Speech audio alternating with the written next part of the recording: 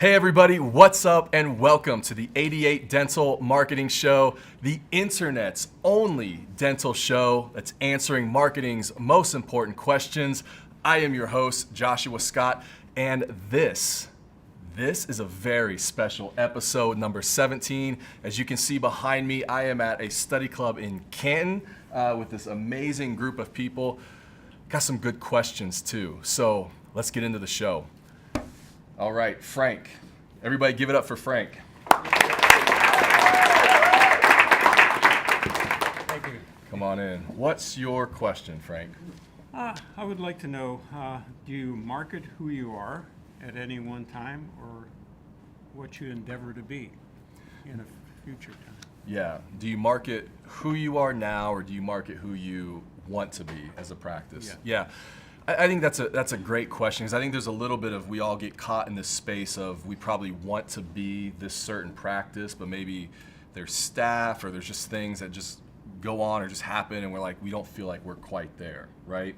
Number one, I think some of that is we're probably always tougher on ourselves than we should be, or that's even realistic. I think aspiring and marketing to who you aspire to be and what you love about dentistry and how you feel patients should be treated is what you should market. A lot of times what happens is when we can define that and start to tell that story, it gets the staff, it either gets them on board or it starts to communicate, this is who we're gonna be as a practice. So get on board with that, move with that. And it can become a rallying cry or a challenge just to the staff and the practice as well. And to yourself, you're in a morning meeting or you're starting the week and you're like, this is how we want to do dentistry. This is what we believe. And so I say market and tell the story of who you aspire to be, who you want to be. Okay. Sound good? Sounds good. Thank you so much. All right. Thank you. Thank you, Frank. And up next, we have Shelly. Everybody say hi, Shelly. Hi. Shelly, what's your question? My question is, which avenue would best benefit a dental practice in advertising and marketing using the phone book, internet, Google? Oh, okay. So what's better, phone book, Google, all combination? That? Yeah, okay. Here's the interesting thing with the phone book. Because I'm seeing the Yellow Page reps run around. They're just trying to get, and you need to be in the Yellow Pages, and now we're online and all this stuff. Listen, 90% of traffic goes through Google search. So the Yellow Pages come in, they go, hey, we have all this traffic coming through yp.com, and they're talking about like 3% of traffic. And so when you play those numbers, Google is the place to be, and that's a more important place. Here's what's interesting. Here's what we saw happen, right? Like Borders didn't buy in to the digital revolution, and Amazon put them out of business. Blockbuster didn't buy in to the digital move, and Netflix has put them out of business. Yellow Pages didn't move on digital quick enough, and Google is putting them out of business. That ship has sailed. We invest very little in Yellow Pages. There's just not a lot of convincing argument that's there based on the numbers. And so I think the digital space being found there, that's how people are searching. You gotta be there, for sure. Thank you. Yeah, you're welcome. Okay. All right, thanks, Shelly. All right, Tony, what's up? Everybody say hi, Tony. Hi, Tony. Hey. How you doing? Good, how are you? So, should a dentist pay to be at the top of a search engine? Right, okay, so now we're coming back. So we just talked about the kind of the importance of search versus Yellow Pages. So you're saying the paid search on Google, Yep. right? Like getting yourself in the top. Mm-hmm. I think, so some of that's a little bit of a case-by-case thing. If you can get organic search, like you're ranked in the top, you may not need to. If your site right now is not showing up on the first page, then I think that's a legitimate play because you want to be in that mix. Statistically, they say like that space before you scroll down, I'm going to make up these numbers, right? But it's like 84% of people click on those first 6 to 8 listings before they scroll. And then once you go down below that, it just drops off. And the percentage of people clicking on the next page is just not there. So in your mind, like you could be on page 2 and it's like, oh, it's not that bad, we're on page 2. You really got to be in that top 6 to 8, okay? And so if you're not there, that could be a good play to at least get you in the mix while we're doing organic stuff, SEO stuff to get you up there in a non-paid fashion.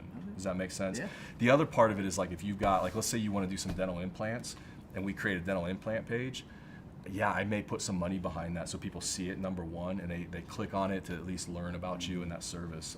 Those are some really good plays for AdWords. So, make sense? Yep. Awesome. Thank you. Thanks, bro. Appreciate it. All right. And then last, come on over. Vani. Got it. Not Vanny. Vani. Everybody say hi, Vani. Hi. My Yes, ma'am. question is, in an insurance-driven patient pool, how do we impress upon a patient about retention and trust? Yeah, good question. Because insurance is becoming such a big deal, and so the question is, how do we like develop trust in them, right? Kind of long-term, keep them, develop trust. You know, good question. I think that's one of those tensions that we experience in dentistry, wanting to provide a certain standard of care, but dealing with low trust, insurance-based patients. I think it's, so number one, I think this is a very long-term play. I don't think you're gonna fix this tomorrow. But I think there's some things you can do, there's some direction you can set the practice in. I think education is a great play. I think long-term educating patients, how do we do that? Are you writing articles or publishing a blog on the site? Just making sure that you're always leading with education. I think those are a great play. I think expanding services. And so you may have got them in there for one thing, but now it's, there's other services, making it, one thing I do know about insurance patients is convenience. They like that, so the more they can get done there, and you can provide, all of a sudden it's like, oh, I thought you just did this, and you're going, well, no, we do implants as well, and we do ortho, and we're doing same visit crowns, and expanding services that way I think is a great play. But I think it's one of those tensions.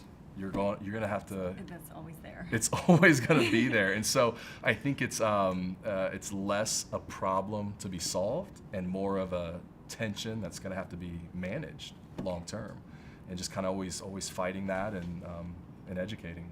So, but good question. Thank you. I don't have an easy one for that. All right, thank you very much. You. All right, guys, that wraps up at episode 17, but before we go, I need to bring in the host. Where's Dr. Farah? Oh, he's got the video camera on. Come on over here and have a seat. Say hi to the camera. Or you can go that way. Hi, everyone. Oh, this is Dr. Farah, a good friend of mine and a gracious host here at the Comprehensive Dental Excellence Forum. Is that right? Did I say it right? Indeed. Yeah. Short of CDEF. CDEF. So had a great time, great group, love the questions. Thanks so much for having us. Listen, thank you very much. You Yeah. really have been a wonderful speaker, as always. Oh, thank you. And today even you shined more than what I thought. Well, So, come on. You know. All right. Well, guys, we had a great time here. I hope you enjoyed the episode. I will catch you next week on episode number 18.